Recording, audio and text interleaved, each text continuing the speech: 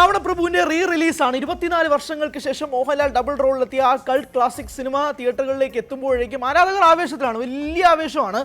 October 10-ന് റിലീസാവുന്ന ആ പടത്തിന്റെ ബുക്കിങ്ങുകളാണ് സത്യം പറഞ്ഞാൽ എന്നെ ഞെട്ടിച്ചത് എന്ന് വേണമെങ്കിൽ തന്നെ പറയാം. തിയേറ്ററിൽ ആഘോഷമാക്കാനുള്ള ഒരുപാട് എലമെന്റ്സ് രഞ്ജിത്ത് തിരക്കഥ എഴുതി സംവിധാനം ചെയ്ത ആ ചിത്രത്തിനുണ്ട്. 2001 റിലീസായ ചിത്രം 24 വർഷങ്ങൾക്ക് ശേഷം തിയേറ്ററുകളിലേക്ക് വരുമ്പോൾ ഒരു വലിയ ഭീകരമായ ഹൈപ്പ് ഇപ്പം തന്നെ ഉണ്ട്. നമ്മൾ എത്രയോ വട്ടം ടിവിയിലും DVD-യിലും ഒക്കെ ഇരുന്ന് കണ്ടതാണെങ്കിൽ പോലും ഇപ്പോഴും അതൊരു തിയേറ്ററിക്കൽ റിലീസായിട്ട് വരികയാണെന്ന് പറയുമ്പോഴുള്ള ആവേശം ഉണ്ടല്ലോ, ഇത് പറയും. അതായത് തിരുവനന്തപുരത്ത് രാവിലെ 7:30 ഷോയിൻ്റെ ബുക്കിംഗാണ് ഞാൻ കാണിക്കുന്നത്.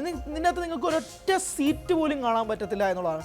ഈ ടിക്കറ്റ് ബുക്കിംഗ് തുടങ്ങി 2.5 മണിക്കൂറിനുള്ളിൽ ഈ സ്ക്രീൻ, അതായത് ഏരീസ് പ്ലെക്സിലെ ഓഡിയോ വണ്ട സ്ക്രീൻ ഹൗസ്ഫുൾ ആണ് എന്നുള്ളതാണ് സത്യം പറഞ്ഞാൽ എന്നെ അതിശയിപ്പിച്ച ഒരു ഫാക്ടറാണത്. കാരണം നമ്മൾ എത്രയോ വട്ടം ഈ സിനിമ TV-യിലും ഒക്കെ കണ്ട്, ഫോണിലൊക്കെ കണ്ട്, നമുക്ക് സത്യം പറഞ്ഞാൽ ഓരോ ഡയലോഗുകളും കാണാപ്പാടമാണ്. അല്ലെങ്കിൽ എന്നെ ഇഷ്ടമാണ് ആളുകൾക്ക് അപ്പച്ചട്ടി അരി വറക്കരുത്, അല്ലെങ്കിൽ ഞങ്ങൾ ചെലിക്കട്ട, അങ്ങനെ തുടങ്ങി ഇതിലെ ഡയലോഗുകളൊക്കെ നമുക്ക് ഇങ്ങനെ നിത്യോപയോഗം എന്നൊക്കെ പറയാൻ പറ്റുന്ന രീതിയിൽ ഉള്ളതാണ്. ബാസ്കിങ് ഞാൻ പഠിച്ചിട്ടില്ല, കരാട്ടെ അത് പഠിക്കണമെന്ന് ആഗ്രഹം ഉണ്ടായിരുന്നു, ടൈം കിട്ടിയില്ല, പിന്നെ കളരിപ്പേറ്റ്, അങ്ങനെയൊക്കെ പറഞ്ഞ് ഇതിലെ ഓരോ ഡയലോഗ്സ് നമുക്ക് കാണാപ്പാടമാണ്. കൺസീൽഡ് ടെൻഡർ വന്നില്ല എന്നൊക്കെ പറഞ്ഞ് അങ്ങനെ എല്ലാ രീതിയിലും ഈ ഡയലോഗുകളൊക്കെ കാണാപ്പാടമാണ്. എനിക്ക് തോന്നുന്നു അതാണ് ഏറ്റവും വലിയ ഹൈ എന്ന് തോന്നുന്നത്. തിയേറ്ററിൽ പോയിട്ട് കൂട്ടത്തോടെ ഇരുന്ന് ഇതിൻ്റെ ഡയലോഗുകൾ ഏറ്റു പറയുക, സടക്ക് പാട്ടിന് ഡാൻസ് കളിക്കുക, അങ്ങനെ പൊട്ടുകുത്തടി പുടവ് ചുറ്റടിക്ക് ഡാൻസ് കളിക്കുക, അങ്ങനെ എല്ലാ രീതിയിലും വലിയൊരു ഹൈപ്പ്. ഞാൻ വളരെ എക്സൈറ്റഡ് ആണ്. ഒക്ടോബർ 10-ന്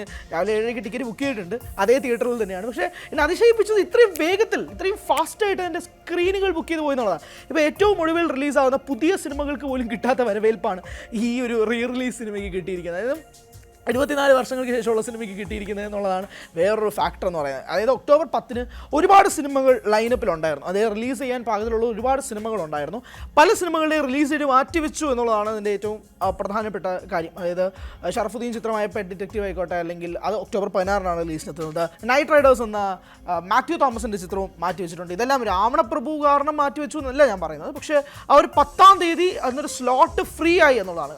നേരത്തെ 10-ാം തീയതിക്ക് കുറേ അധികം സിനിമകൾ റിലീസുണ്ടായിരുന്നു. പക്ഷേ പല കാരണങ്ങൾ കൊണ്ട് ഈ സിനിമകളൊക്കെ തന്നെ റിലീസ് ചെയ്തിട്ട് മാറ്റി വെച്ചിരിക്കുന്നു എന്നുള്ളതാണ് ഇതിൻ്റെ ഏറ്റവും പ്രധാനപ്പെട്ട ഫാക്ടർ. സിന്ന ഹെഗ്ഡെ സിനിമയായ അവിഹിതമാണ് 10-ാം തീയതി റിലീസിനെത്തുന്ന വേറൊരു മലയാള ചിത്രം എന്ന് പറയുന്നത്. പക്ഷേ രാവണപ്രഭു ഇതുപോലെ റിലീസ് സെൻറ്റേഴ്സ് ആഘോഷമാക്കുമ്പോൾ നമ്മൾ ചോട്ടാ മുംബൈയിലൊക്കെ നമ്മൾ കണ്ടതാണ്, ദേവദൂതനിൽ കണ്ടതാണ്, സ്ഫടികത്തിൽ നമ്മൾ കണ്ടതാണ്, വല്യേട്ടനിൽ കണ്ടതാണ്. അങ്ങനെ റിലീസ് ചെയ്ത സിനിമകൾക്ക് തിയേറ്ററിൽ വൻ വരവേൽപ്പ് കിട്ടിക്കൊണ്ടിരിക്കുന്ന ഒരു സംഭവമുണ്ട്. പ്രത്യേകിച്ച് മോഹൻലാൽ സിനിമകൾക്ക് തിയേറ്ററുകളിൽ റിലീസുകൾക്കും വേണ്ടി മാത്രമായിട്ടൊരു പുതിയ റെക്കോർഡുകൾ അവർ തീർത്ത് വെച്ചുകൊണ്ടിരിക്കുകയാണ് മോഹൻലാൽ ആരാധകർ. അത് വേറൊരു കാര്യം.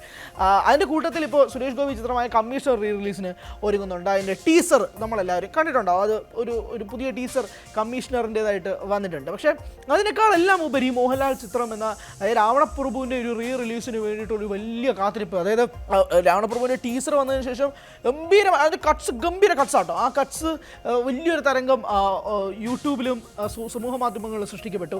അങ്ങനെ എല്ലാ അർത്ഥത്തിലും പ്രേക്ഷകർ ആവേശത്തോടെ കാത്തിരിക്കുകയാണ്.